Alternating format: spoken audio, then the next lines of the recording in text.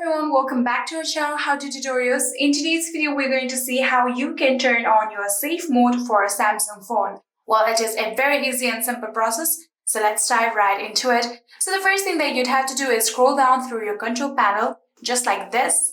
So after scrolling down through your control panel here, you can see power button on the top right here. You'll have to tap on your power button like this, and here you can see there is the option of power off. You have to long press on the power off button just like this. And here you can see this is the safe mode, and all you have to do is tap on it in order to enable your safe mode just like this. And now your phone will be restarted and your safe mode will be turned on. Just like this, here you can see your phone has been restarted and there is the option of safe mode right here. You can see there is the logo of safe mode. So you can simply just open your phone.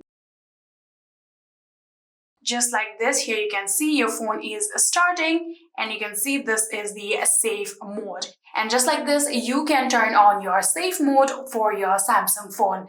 I hope this video was helpful to you guys. If it was, please do not forget to hit that subscribe button and like our video. Thank you so much for watching. See you in the next.